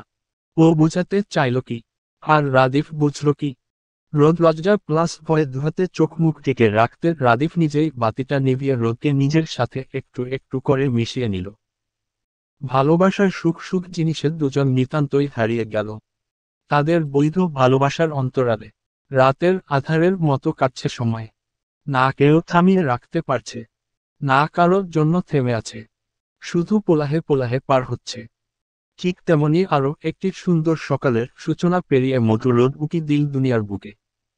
কত সুন্দর পাখির কিচিরমিচির আওয়াজ। তাদের না আছে কোন পাওয়ার বেদনা, আর না আছে কোন কিছু হারানোর হতাশা। তারা মুক্ত আকাশে ডানা মেলে উঠতে ব্যস্ত। শহরের ছোটাছুটি কত গাড়ির তীব্র হর্নের শব্দ। তারাও পাখিদের মতো সবাই যে যার নিজ কাজে ব্যস্ত। তেমনি খান মহলের কর্ত্রীরা সকালে সবার ব্রেকফাস্টের জন্য রান্নাঘরে খাবার বানাতে ব্যস্ত। কিন্তু ঘুম নেই ফারির চোখে। ফারি সেই কালকে সন্ধ্যার পর রুশিয়ানের কথায় ব্যথিত হয়ে ছাদ থেকে নেমে এসে যে দরজা আটকে নিজেকে রুমবন্দি করেছে। সেই সময় থেকে এখন সকাল 8টা অবধি একইভাবে মেঝেতে বসে খাটের সাথে হেলান দিয়ে আছে। সারা রাত সে শুধুই নীরবে চোখের জল ফেলেছে। কাউকে শুনতে দেয়নি তার আর্তনাদ, বুকফাটা কষ্টের বেদনা। তবে তার মন তখন চিৎকার করে কেঁদে বারবার একটা কথাই বলতে চাইছিল, ভালোবাসা অন্যায় না, তবে ভুল মানুষকে ভালোবাসা অন্যায়, আর আমি জেনে শুনে কেন সেটা করলাম। হে আল্লাহ, আমার এত কেন কষ্ট হচ্ছে, কেন আমি সহ্য করতে পারছি না। হে আল্লাহ, হয়তো আমাকে আপনার কাছে নিয়ে নিন, নয়তো আমার হৃদয়ের ব্যথাটা কমিয়ে দিন। ফারি যখন অজস্র যন্ত্রণায় কাতরিয়ে কান্না করছিল, তখন সময় পেরিয়ে কখন যে রাত্র হয়ে গেছিল এটা সে স্মরণে আনতে পারেনি। রাতের খাবার নিয়ে মেহজাবিন খান যখন ওকে ডাকতে ওর রুমে এসে দরজা নক করেছিল, তখন ফারি অনেক কষ্টে নিজের কান্নাটাকে আটকে কোনোরকম বলেছিল, আম্মু আমি খাবো না, তুমি নিয়ে যাও। মেহজাবিন খান মেয়ে খাবে না শুনে ফের দ্বিতীয়বার আর কথা বললেন না। ফারি কেন খাবে না সেটা ওনার জানা, কারণ রুশিয়ান যখন ফারিকে কথাগুলো বলছিল তখন উনি ছাদের দরজার দাঁড়িয়ে ওদের সব কথাই শুনছিলেন। যখন ওদের কথা শেষ হয়ে আসে ঠিক সেই সময় উনি ছাদ থেকে নেমে আসেন। মেহজাবিন খান পুনরায় হাতের খাবারগুলো নিয়ে চলে যেতে ফারি আবারও কান্নায় ভেঙে পড়ল। সেই থেকেই এখন সকাল 8টা। ফারির চোখে এখন কান্নাটাও যেন আসছে না। কেমন নিস্তেজ হয়ে গেছে ছোট্ট শরীরটা। চোখ দুটো অতিরিক্ত কান্নার কারণ ফুলের টটুম্বুর হয়ে গেছে। চোখের ভিতর সাদা আবরণটা যেন লাল আবরণে আবদ্ধ হয়েছে। চেহারাটা কেমন শুষ্ক হয়ে গেছে, চুলগুলো হয়ে আছে এলোমেলো। ফারি তখনও অনুভূতি শূন্য হয়ে মেঝেতে বসে বিছানায় হাত দুটো রেখে তার উপর হেলান দিয়ে মেঝেতে দৃষ্টি স্থির করে রাখল। হঠাৎ করে আনমনে তাচ্ছিল্য হেসে ওঠে আওড়ালো, যে এই দুনিয়ার বুকে আর থাকবেই না, তার আর কিসের কষ্ট। যার দেহটা অন্যের নামে পরিপূরক, সে কি করে সেটা আড়ালে রাখবে। ফারির কথাগুলো হয়তো খুবই সামান্য, তবে এর মর্মার্থ বিশাল আকাশের মতো। সে শুধু ফারি নিজেই জানে। আজও প্রতিদিনের মতো শরীরে নিজের থেকেও ভারী কিছু অনুভব করতে জুতি তেতে উঠে তেজ দেখিয়ে শরীরের উপর থেকে আরিশের হাত পা ছড়িয়ে নেমে যেতে নিলে আরিশ ওর হাত ধরে টেনে আবারও বিছানায় ফেলে টেনে বুকের মধ্য নিয়ে বলল, কই যাচ্ছ? আচ্ছা চুপ থাকো, বলতে হবে না। তবে আমার বুকের মধ্যে এভাবেই থাকো। থাকবো না আমি আপনার বুকের মধ্যে। ঠিক আছে যা, বলে আরিশ জুথিকে ছেড়ে দিতে জুথি উঠে সেখানে থেকে চলে আসতে আরিশ সেদিকে তাকিয়ে বাঁকা হাসল। অতঃপর মনে মনে আওড়ালো, আমার বোকা মৌ পোকতুকে ঘুরে ফিরে সে আমার বুকে আসতে হবে। সময়টা মনে হয় মধ্য দুপুর। খানমহলের সবার ব্যস্ততা। আজ ইন্দ্রিয়া তত্ত্বায়নী ওনারা নিজ দেশে ফিরে যাবেন। সেই সুবাদে ওনাদের আপ্যায়নিক যথাযথভাবে করায় বিভিন্ন খাবার নিজ হাতেই করছেন বাড়ির কর্ত্রীরা। ওনারা দুপুরের খাবার সবাইকে খাইয়ে নিজেদের রুমে রেস্ট নিতে বললেন। বিশেষ করে ইন্দ্রিয়া তত্ত্বায়নী ওনাদের, কারণ ওনাদের সন্ধ্যা 7টায় ফ্লাইট। তবে এখনো খান মহলে ফেরেনি আরিশ। সেই সকালে উঠে না খেয়ে বেরিয়ে গিয়েছিল। আয়ানকেও সাথে করে নেয়নি। কি কাজ আছে বলে তাড়াহুড়ো করে বেরিয়ে গেল। সানজিদা খান পরপর মহলের মেইন দরজার দিক তাকাচ্ছেন ছেলেটা আসলো কিনা দেখার জন্য।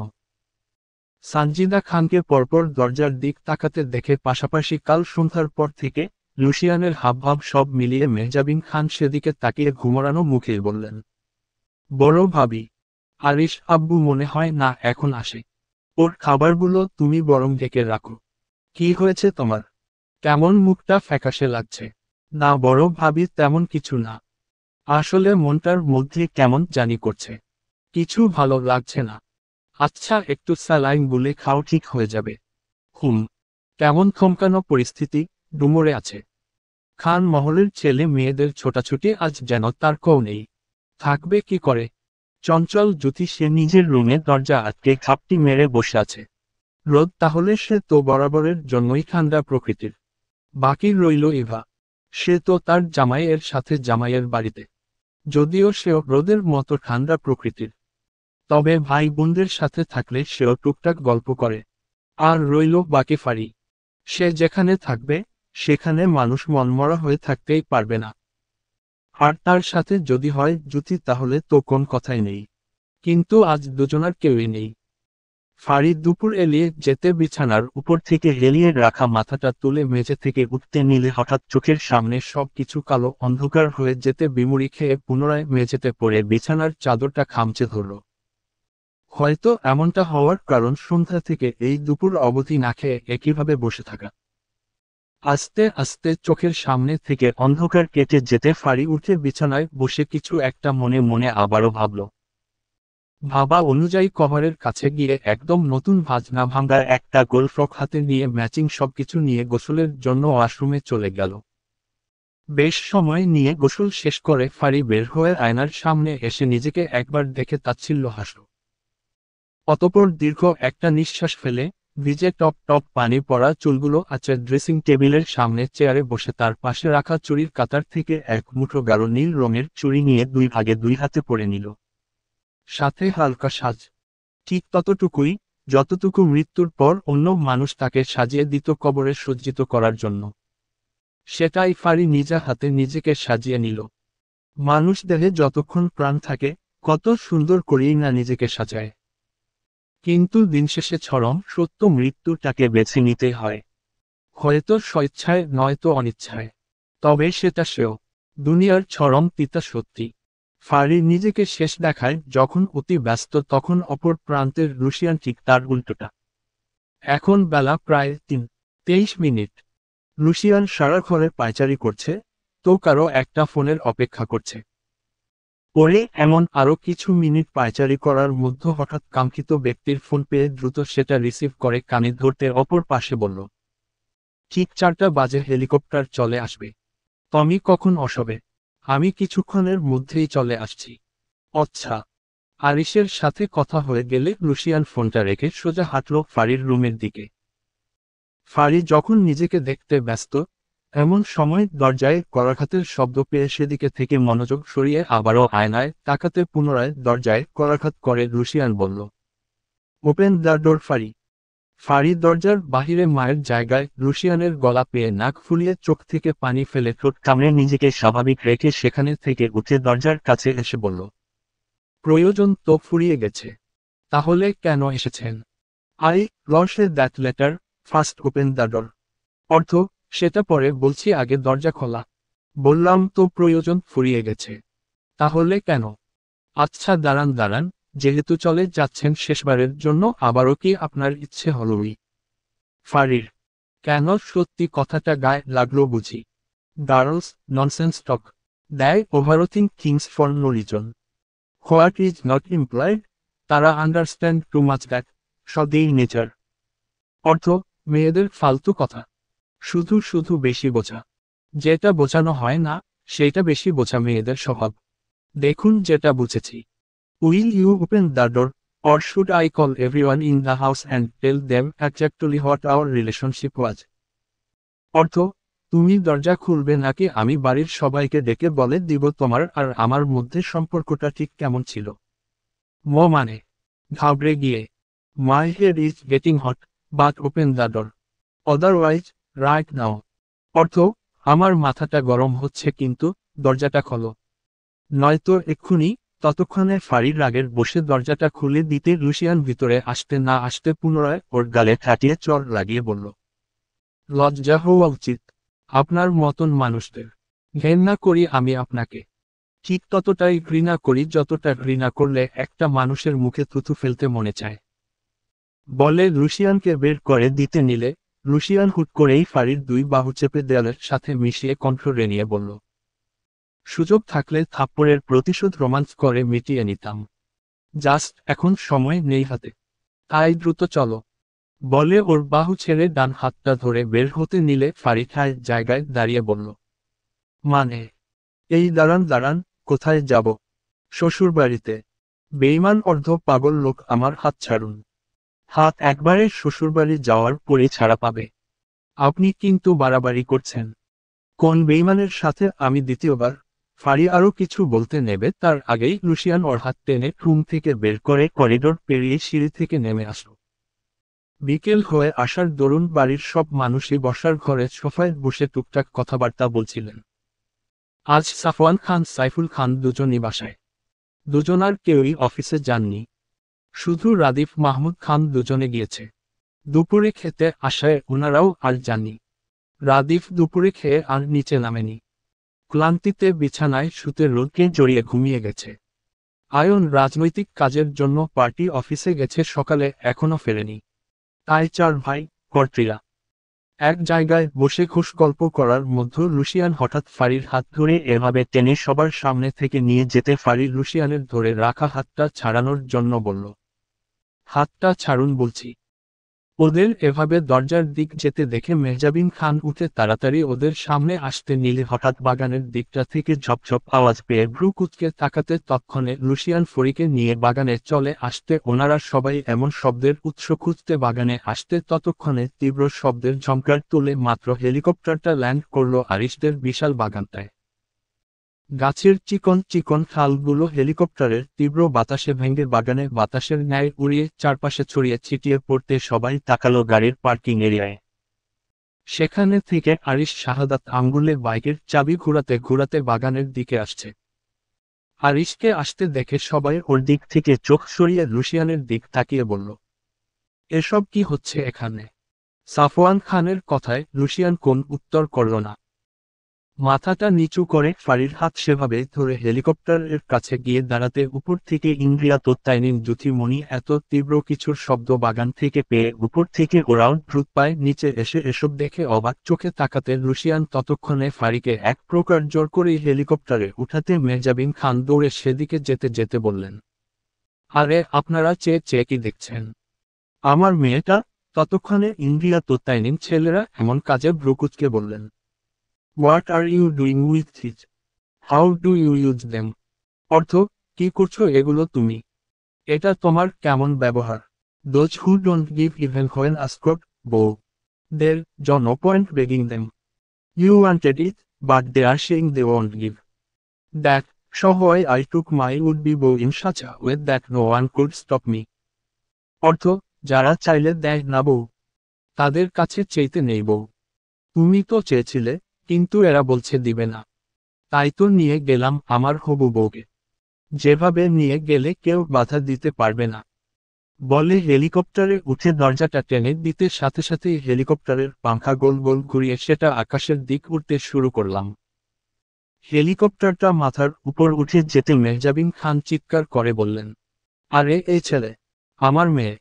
বলে উনি মাটিতে বসে পড়তে সানজিদা খান দ্রুত পায় ওনার কাছে এসে দুই বাহুতে হাত রেখে বললেন, মেহজাবিন তুমি এভাবে?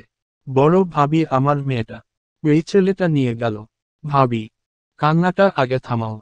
ভাবি আমি বলেছিলাম আমার মনটা কেমন অস্থির লাগছে। আমার মেয়ে। আগে শান্ত হও মেহজাবিন। এতক্ষণের হুট করে হয়ে যাওয়া ঘটনাটা কারো মাথায় তেমন ঢুকল না। কি থেকে হঠাৎ কি হয়ে গেল? সবাই যখন মেহজাবিন খানকে থামাতে ব্যস্ত তখন আরিশ উনাদের সবাইকে স্বাভাবিক কণ্ঠে বলল, কান্না করো না সেজমা। ফাঁড়ি ভালো থাকবে। আরিশ কথাটা বলে উনার কাছে গিয়ে ওনাকে দাঁড় করিয়ে কিছু বলবে তার আগে মেহজাবিন খান কান্না জড়িত কণ্ঠে বললেন, আরিশ আব্বু, আমার মেয়ে। হ্যাঁ মেজমা।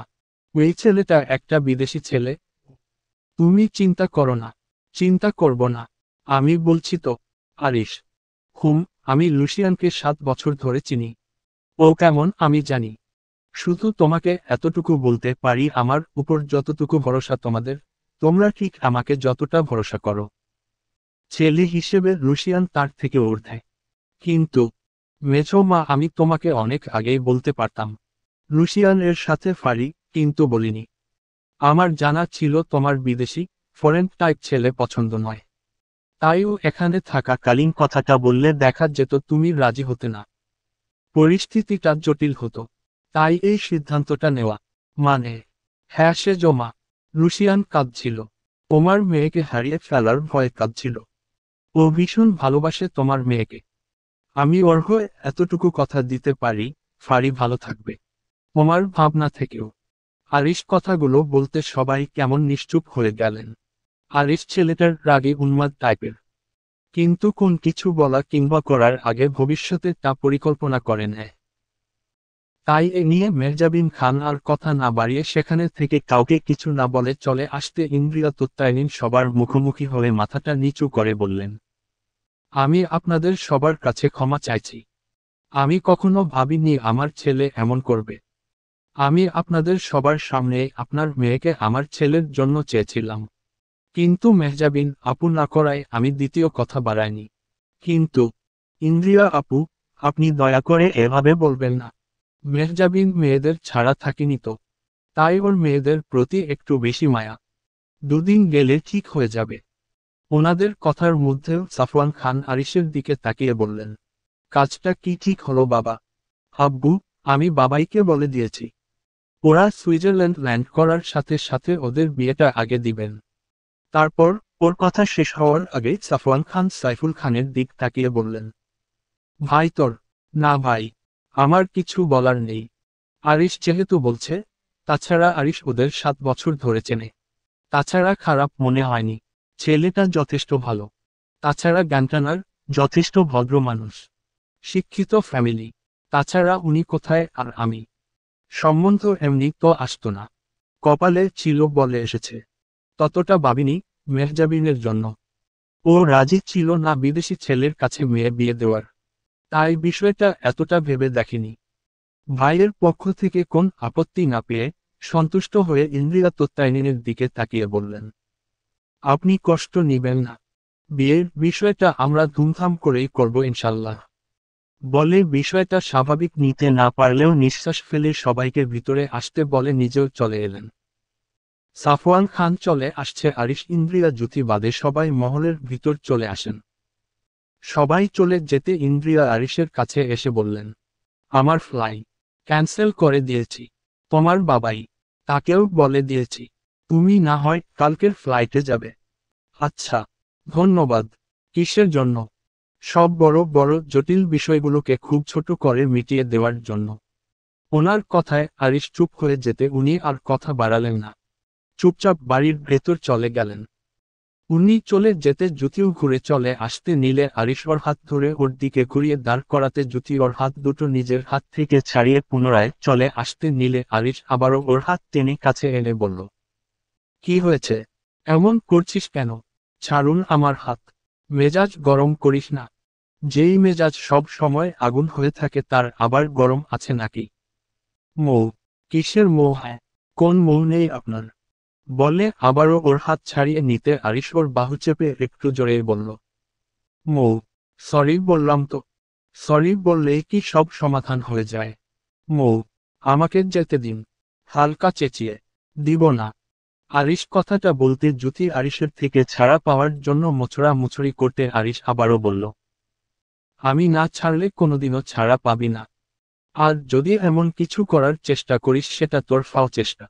আরিশ এতটুকু বলে থেমে আবার বলল, যার জন্য সমগ্র পৃথিবীর সাথে লড়াই করতে পারি, সেখানে তাকে ছেড়ে দেওয়া এটা মাথায় আনাও বিলাসিতা। কি করতে পারেন আপনি? এভরিথিং। আচ্ছা, মরতে পারবেন আমার জন্য? হুহুম মুখে যত কথা। বলে আবারও নিজেকে ছাড়াতে নিলে আরিশ ওকে ছেড়ে দিয়ে বলল, আমার মৌ আমাকে চেনেই না। বউয়ের জন্য মরা আরিশ খানের কাছে ক্ষুদ্র। তাহলে মরুন। মরে গিয়ে দেখান। বলে এক মুহূর্ত না দাঁড়িয়ে চলে আসে। বলা তো আর যায় না, এই লোক কখন আবার খেপে যায়। জ্যোতি চলে তো গেল, ঠিকই রেখে গেল এক হিংস্র পুরুষকে। তার ধারণাই নেই এই পুরুষ তার জন্য ঠিক কতটা দূর যেতে পারে। আরিশ আর ঢুকলো না বাড়ির ভেতর। বাইক নিয়ে বেরিয়ে গেল ততক্ষণে। সন্ধ্যা শেষ হয়ে এখন প্রায় রাত্র। আরিশ তখন বাড়ির ভেতরে আসেনি দেখে সানজিদা খান ওকে ফোন করতে ফোন বন্ধ পেয়ে আয়ানকে ফোন দিতে আয়ান বলল, বড়মা ভাই আমার সাথে আছে। যদি এখন অনেকটা রাত্র তাই চিন্তাটা একটু না বেশি হচ্ছে। বিকালে ওনার সেজোজা মনটা ভালো লাগছে না বলল, তারপর মুহূর্তেই এরকম একটা ঘটনা ঘটল। এখন তার মনটাও কেমন ভালো লাগছে না, কেমন অস্থির অস্থির লাগছে। তাই জায়দের রাতের খাবার তৈরি করতে বলে রুমে চলে এলেন। আয়ন সব কাজ সেরে আরিশের বলা লোকেশন অনুযায়ী একটা লেকে যেতে দেখে আরিশ একটা বেঞ্চের উপর পা দুলিয়ে বসে আছে। আয়ান আরিশকে পা দুলিয়ে বসে থাকতে দেখে সেখানটা এগিয়ে আরিশের পাশে বসে বলল, ভাই। আয়ন আরিশকে কথা বলতে না দেখে ও চুপচাপ বসে থাকতে আরিশ তাচ্ছিল্য কণ্ঠে বলল, একটা কথা জানিস? আরিশের কথায় আয়ান ওর দিকে তাকাতে আরিশ বলল, ভালবাসলে কেড়ে নিতে শিখো, রবীন্দ্রনাথের কথা মতো তাকে উঠতে দিও না, সে যদি দিন শেষে তোমার কাছে ফিরে না আসে। কারণ বিপরীত পক্ষের লোক যে ফাঁদ পেতে রাখবে না, এটা তুমি কি করে বুঝবে? তখন দেখা যাবে তুমি মানুষটার অভাবে নিঃশেষ হয়ে গেলে। মানে, ভিলেন বুঝিস? হঠাৎ এই কথা বলছো? আমার হয়ে কিছু কাজ করবি? আচ্ছা, তোমাকে এমন দেখাচ্ছে কেন? শরীর ঠিক আছে তো তোমার? শাস্তি পাওয়া উচিত। কি হয়েছে ভাই? কি সব বলছো? বুঝতে পেরেছি বুনু অভিমান করে কথা বলছে না তোমার সাথে, তাই তো? তোমার হয়ে আমি সরি বলে দিব। যেন তোমার সাথে বুনু আবারও কথা বলে। আয়ন কথাগুলো বলে বোকা বনে আরিশের দিক তাকাতে আরিশ এবার বসা থেকে উঠে বলল, তোকে দুটো জিনিসের তফাৎ বলি। নায়ক আর ভিলেনের পার্থক্য। এক, নায়ক তো সবসময়ই মহান হয়, তাই না? সবকিছুই করে, কিন্তু দেখা যায় এদের মূল উদ্যোক্তা ভিলেনই হয়। সমাজ, পরিবার, পরিজনদের ভিড়ে একদিন এরা হারিয়ে যায়।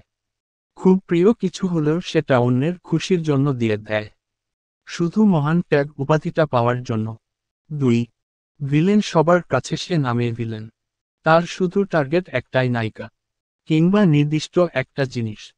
জীবন দিয়ে দিবে তবুও শেষ নিঃশ্বাস অবধি তার সেই জিনিসটা চাই। চাই মানেই চাই, সে হোক বৈধ কিংবা অবৈধ। তবে ভিলেন হওয়া এতটাও সহজ নয়, যেখানে মানুষ তোমাকে অনায়াসেই হারিয়ে দিতে পারবে। ভিলেন হলে এমন ভাবেই হও যাতে সবাইকে টক্কর দিয়ে তুমি তোমার টার্গেটকে নিজের করে নিবে। সমগ্র বিশ্বকে দেখাবে তুমি ভিলেন। আর ভিলেন শেষ অবধি কতদূর যেতে পারে ইতিহাস করে রাখবে।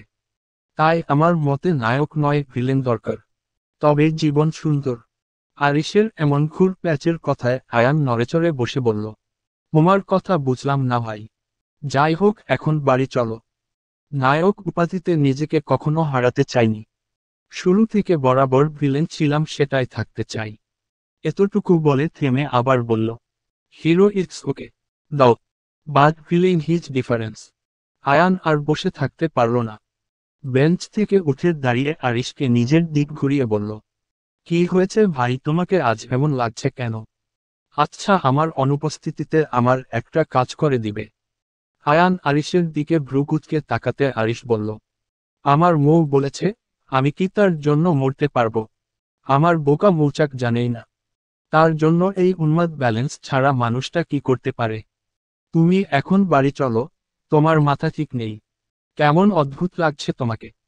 আমি গুলি খাওয়ার ঠিক পর মুহূর্ত তুই আমার মুখে কল করে ইনোসেন্ট গলায় বলবি, আরিশ ভাইকে কে বা কারা গুলি করে পালিয়ে গেছে। আরিশ ভাইয়ের অবস্থা ভালো না। ব্যাস এতটুকুই। কে গুলি করবে তোমায়? কি বলছো এগুলো তুমি তখন থেকে? আমি করব গুলি? হোয়াট? হুম। তোমার কি মাথা নষ্ট হয়েছে? কি সব আবল তাবল বকছ? শোন, গুলি খাওয়ার পর বাঁচি কি মরি জানি না। তবে আমি যদি মরে যাই তবে আমার মুখে আমার কবরের বা পাশটায় কবর দিস। অবশ্যই আমি মরার মুহূর্তের মাথায় তুই আমার মুখে গুলি করবি। আয়ন আরিশের এমন কথায় বিরক্ত হয়ে আরিশের হাত ধরে নিয়ে আসতে নিলে আরিশ ওর হাত থেকে নিজের হাত ছাড়িয়ে বলল, মনে রাখিস আমার মুখ যেন বুঝতে না পারে গুলিটা আমি নিজেই নিজেকে করেছি। বলে পকেট থেকে ছোট্ট একটা কাগজের টুকরো বের করে আয়ানের হাতে দিয়ে বলল, মৌকে দিবি বলে পিছনে গুজে রাখা পিস্তলটা বের করে মুখের সামনে এনে ফু দিয়ে ট্রিগার অন করে বাঁকা হেসে বলল, অ্যাকশন। ব্যাস এতটুকু কথা। ততক্ষণে আয়ান বলতে চাইল, ভাই আমার কথাটা কিন্তু তারপর পরমুহূর্তেই শোনা গেল পিস্তলের চাপ দেওয়া ট্রিগারের শব্দ।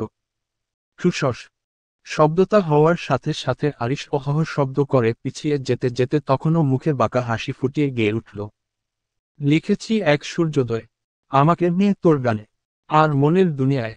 লিখেছি এক সূর্যোদয়, তার উষ্ণতা দারুণ, তোর আবছায় বরবাদ হয়েছি আমি তোর অপেক্ষায়। আরিশ গানটা গাইতে গাইতে মাটিতে পড়ে যেতে আয়ান বাক্রুদ্ধ হয়ে সেটা দেখে চোখ বড় বড় করে চিৎকার করে বলল, কি করলে এটা তুমি আরিশ ভাই? গুলি। আরিশের পেট থেকে গলগলিয়ে রক্ত বের হতে দেখে আয়ান দৌড়ে ওর কাছে এসে চেঁচিয়ে বলল, আর ইউ রাবিশ, তুমি কি করলে এটা? পাগলো তো নিজের ভালো বোঝে। তুমি একটা উন্মাদ, তুমি। আয়ানের কথার মাঝে আরিশ পেট চেপে বসে পড়তে আয়ান ঘাবড়ে গিয়ে বলল, ভাই আমার কষ্ট হচ্ছে, এখন হসপিটাল নিয়ে যাব চলো। বলে আরিশকে উঠাতে নিলে আরিশ ওর হাত ধরে বলল, তোকে কি বলেছি ভাই, এখন কথা বলার সময় নয়, আমার বউকে কল কর। শ্বাস উঠাতে উঠাতে কথাটা বলল, ভাই কলটা কর আয়ান। আয়ান আরিশের চোখ থেকে কষ্টে পানি বের হতে দেখে দিককুল না পেরে দ্রুত পকেট থেকে ফোন বের করে বাড়ির ল্যান্ডলাইনে ফোন দিতে জ্যোতি বসার ঘরে বসে থাকায় ওঠে ফোনটা কানে ধরতে আয়ান ভাঙা কণ্ঠে বলল, হ্যালো। আয়ানের কণ্ঠ এমন অদ্ভুতভাবে শুনে জ্যোতি বলল, আয়ান ভাই। বনু, আরিশ ভাই গুলি করেছে মানে? ভ্রুকুচকে আয়ান ঠিকমতো বলতে না পারায় আরিশ ওকে কোনোরকম শ্বাস তুলতে তুলতে বলল, বল আরিশ ভাইকে কারা যেন গুলি করেছে। আয়ান আরিশের কথা মত জ্যোতিকে কথাটা বলতে, জ্যোতি অবিশ্বাস্য কণ্ঠে বলল, কি বলছো তুমি? মমি মিথ্যা বলছো তাই না? বনু বড় আব্বুকে বল তাড়াতাড়ি আসতে, ভাইয়ের অনেক ব্লাডিং হচ্ছে। এরকম ব্লাডিং হলে ভাই হয়তো বাঁচবে। ব্যাস জ্যোতির আর শোনা হলো না। ঠাস করে ফোনটা হাত থেকে পড়ে যেতে ভুবন কাঁপানো চিৎকার করে উঠে কান্না করে বলল, আরিশ ভাই, আপনার কিচ্ছু হবে না, আপনার মৌ এক্ষুনি আপনার কাছে চলে আসছে। বসার ঘর থেকে জ্যোতির এমন চিৎকার সাথে কান্নার শব্দ শুনে সবাই বসার ঘরে আসতে জ্যোতির এমন বিধ্বস্ত অবস্থা দেখে সানজিদা খান ভ্রু কুঁচকে ওর পাশে বসে বললেন, কি হয়েছে মৌ? মা, ও আরিশ ভাই, ও আমার স্বামী। ওর কান্নার রেশ এতটাই ক্রমশ বাড়ছিল যার দরুন কথাটা পর্যন্ত ঠিকভাবে উচ্চারণ করতে পারছি না। জ্যোতিকে এভাবে কাঁদতে দেখে সানজিদা খান পড়ে থাকা ফোনটার দিক তাকিয়ে সেদিকে এগিয়ে ফোনটা কানে ধরতে উনিও স্তব্ধ হয়ে মেঝেতে বসে পড়েন। মুহূর্তেই খানমহলে নিয়ে আসে ভারী নিস্তব্ধতা। কারো যেন বিশ্বাস হওয়ার মতো না। সবার চোখে জল এসে বীর করেছে সে অনেক আগেই। সবার এমন নীরবতার মধ্যে জ্যোতি চিৎকার করে কেঁদে ওঠে সাফওয়ান খানের কাছে এসে ওনার হাত ধরে বলল, আব্বু, আমাকে নিয়ে চলো তোমার ছেলের কাছে। তোমার ছেলের আমাকে প্রয়োজন। নিশ্চয়ই উনার অনেক কষ্ট হচ্ছে। প্লিজ আব্বু চলো, আমাকে নিয়ে চলো। জ্যোতিকে পাগলের মতো বিহেভিয়ার করতে দেখে ওকে শান্ত করার জন্য ওর মাথায় হাত রেখে বললেন, এই তো মা, আমরা যাব। আয়ানের থেকে লোকেশনটা নিয়ে আমরা এক্ষুনি যাব। সাফওয়ান খান আয়ানকে কল করতে আয়ান জায়গার লোকেশন পাঠিয়ে বলল, বড় আপু আমি ভাইকে হসপিটাল নিচ্ছি, তুমি সেখানেই আসো। উনি আয়ানের থেকে লোকেশন নিয়ে চটজলদি গাড়ি বের করে। লোকেশন অনুযায়ী সেই জায়গায় পৌঁছে যেতে গাড়ি থামানোর সাথে সাথে জ্যোতি গাড়ির দরজা খুলে দৌড়ে আসতে নিলে এতক্ষণ চিৎকার করে কান্নার জন্য হঠাৎ করেই মাথাটা ঘুরে গেল। কেমন ঝাপসা হতে লাগলো। পরক্ষণেই জ্যোতি পড়ে যেতে নিলে রাদিফ পিছন থেকে জ্যোতিকে ধরে দাঁড় করিয়ে বলল, সাবধানে। জ্যোতির মাথার চক্করটা ছেড়ে যেতে রাদিফের থেকে নিজেকে ছাড়িয়ে দৌড়ে হসপিটালের মধ্যে ঢুকে এদিক ওদিক খুঁজতে খুঁজতে চিৎকার করে বলল, কোথায় আপনি? এই দেখুন আপনার মৌ চলে এসেছে। বলে পাশে তাকাতে দেখে আয়ান চুপ করে মাথা নিচু করে বসে আছে। জ্যোতি আয়ানকে দেখা মাত্র দৌড়ে ওর কাছে গিয়ে ওর পায়ের কাছে বসে বলল, আয়ান ভাই, আমার আরিশ ভাই কোথায়? আমাকে নিয়ে চলো তার কাছে। অতিরিক্ত কান্নার ফলে জ্যোতির নিঃশ্বাস দ্রুত উঠানামা করছে। হয়তো আর কিছুক্ষণ এমন কান্না করলে সেন্সলেস হয়ে যেতে পারে। জ্যোতি যখন অধিক ব্যস্ত হয়ে আয়ানকে বারবার জিজ্ঞেস করছিল তার আরিশ ভাই কোথায়। এখন অপারেশন থিয়েটার থেকে ডাক্তার বের হয়ে আসতে জ্যোতি উনার কোন কথা না শুনেই দৌড় ভিতরে গিয়ে আরিশের পাশে বসে ওর গালে হাত রেখে বলল, আরিশ ভাই, এই যে আমি চলে এসেছি। কথা বলুন। আমাকে বলুন, কে আপনাকে গুলি করেছে। আমি তাকে ছাড়ব না। তাকেও আমি গুলি করে দিব। আরিশ ভাই। আরিশ কোন সারা শব্দ করছে না দেখে জ্যোতি আবারও ফুফিয়ে কান্না করতে করতে বলল, সরি, খুব করে সরি। তখন ওভাবে না বললে আপনি তো বাহিরে আসতেন না। আর কেউ আপনাকে গুলিও করতে পারত না। এখন কথা বলুন। আর কখনো আপনাকে ফিরিয়ে দিব না। আপনি কি আমার কথা শুনতে পাচ্ছেন না? তাহলে কথা কেন বলছেন না? এখন কিন্তু আমি কাঁদব, খুব করে কাঁদব। প্লিজ কথা বলুন। আরিশ কোন কথাই বলছে না দেখে জ্যোতি আরিশের হাতটা জড়িয়ে ফুপিয়ে বলল, আপনি রাগ করুন না, রাগ করে আমাকে মারুন। থাপ্পড় মারুন। রুম বন্দি করে রাখুন। কষ্ট দিন, ব্যথা দিন। তবুও চোখটা খুলুন না। আমি অভিমান করব না। আপনাকে ইগনোর করব না। সত্যি বলছি। চোখটা খুলুন না। তখনও জ্যোতি আরিশের কোন রেসপন্স না পেয়ে নেতিয়ে গিয়ে আরিশের বুকের উপর পড়ে ফোপাতে ফোপাতে বলল, আরিশ ভাই, চোখটা খুলুন না। এই দেখুন আপনার বউ চলে এসেছে। আপনার বউ আর কখনো অভিমান করবে না তো আপনার উপর, তবুও চোখটা খুলুন না। প্লিজ, আমার কষ্ট হচ্ছে তো আপনাকে ছাড়া। আপনি জানেন না, আপনার বউ একটু কাঁদলে শ্বাস নিতে পারে। আপনার বউয়ের শ্বাস নিতে কষ্ট হয়। তাহলে আপনি কেন আমায় কাঁদাচ্ছেন? ও আরিশ ভাই, চোখটা খুলুন। আমি আর কোনোদিন আপনার অবাধ্য হব না। আপনার বাধ্য বউয়ের মতো সবকিছু শুনব। তবুও আমাকে এভাবে ফেলে রেখে যাবেন না। আমি বাঁচতে পারবো না আপনি বিহীন। প্লিজ প্লিজ প্লিজ প্লিজ, চোখটা তো খোল। ব্যাস, বাকি কথাটুকু আর বলা হলো না জ্যোতির। তার আগেই নিস্তেজ হয়ে সেন্স হারিয়ে ফেলল।